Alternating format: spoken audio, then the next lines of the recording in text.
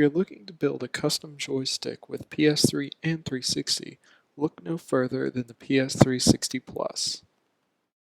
While the installation of joystick and buttons will probably vary from case to case, it's usually just a simple matter of screwing in the joystick and buttons. The real complicated part is the wiring, which we will cover in this video today.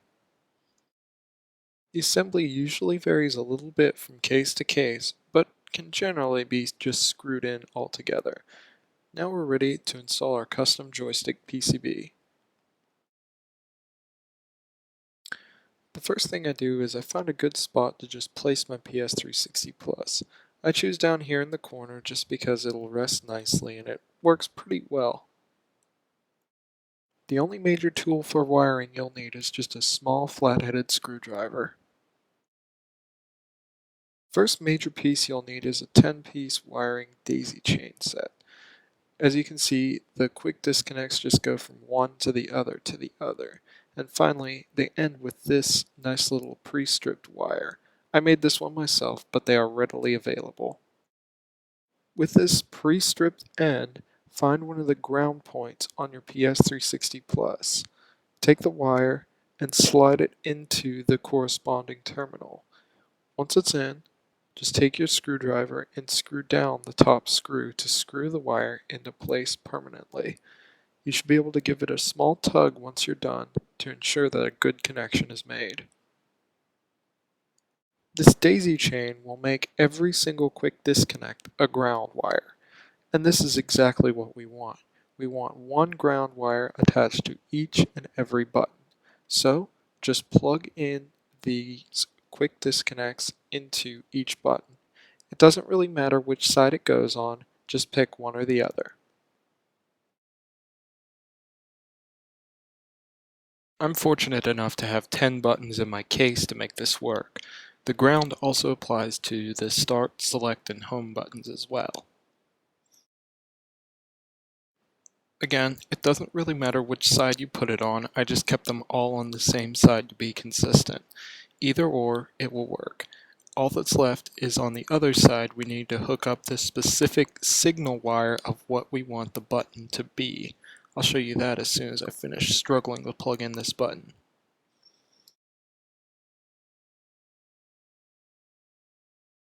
Now I'm just going to crimp on some quick disconnects to my wire. You will have to crimp these twice.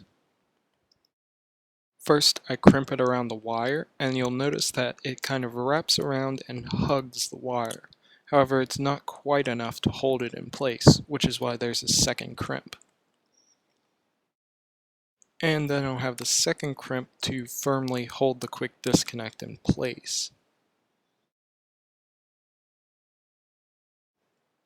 Once the two are both crimped, I have a vinyl sleeve already on the wire that I just slip around the edge of the quick disconnect. Now you can just take the 1P screw terminal and screw in the exposed wire. If you buy these, they'll already be cut and stripped for you. So slide it in just like we did with the ground, and then screw down the wire into place. Once it's secure, we're ready to connect it to the other side of the button, and this will go to the first punch for 1P. Once the first punch is firmly connected to the PS360 Plus, you're ready to plug it into the other side of the button. Now this may look like the third punch, but remember we're on the inside of the case, so the direction is reversed. Now, just repeat this process for every single one of the punch and kick buttons.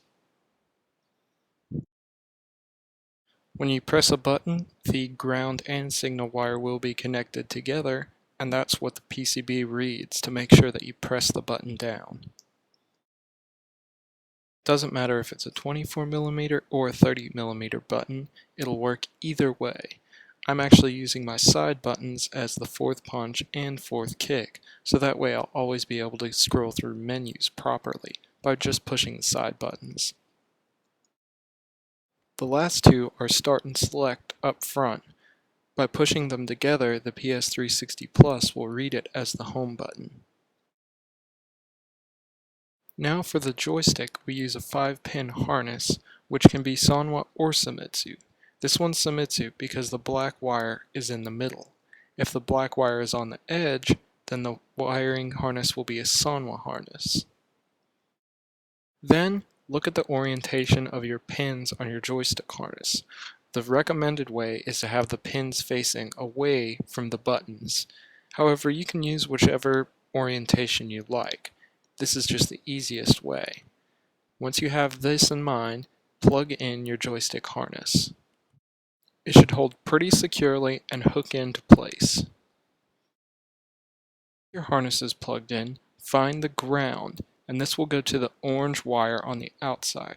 If you're using a Sanwa harness, this will be the black wire. Simply take the pre-stripped end, slide it in, and once you have it in place, screw it down just as always. If you have your pins facing away, I'd recommend using the ground next to all the directions. It'll make wiring easier. The next wire is the green wire. If your pins are facing away, this should go to the right direction, which is conveniently placed next to the ground direction.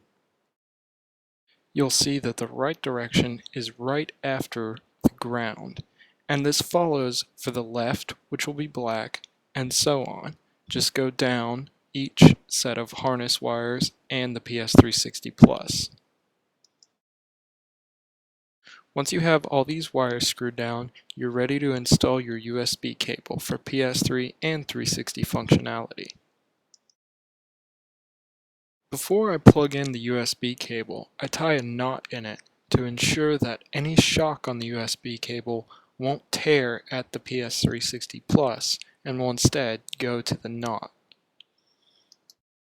The type of USB cable I'm using is a regular USB AB type cable. This can be found in most printer cables. Once I have a knot leading out of the case, I take my B end of the USB cable and just plug it into the PS360 Plus. And there you have it, a wired joystick without any soldering for PS3 and 360.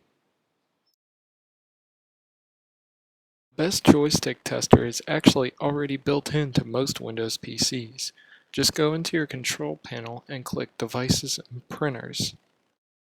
Once you plug in your PS360 Plus, it should be recognized as PS360 Plus. Right-click it and click on the Game Controller settings. Now a new window will pop up, and click on the Properties button here. As you can see, I have a nice display showing me whenever I put an input. Here I'm just testing out the joystick directions. And then I'll push a few buttons. Here I'm pushing all the punch buttons. It'll come up as 1, 4, and 6. And now I'm doing the kick buttons and my side buttons. And there's Start, Select, and Home. And with that, your PS360 Plus is ready to go.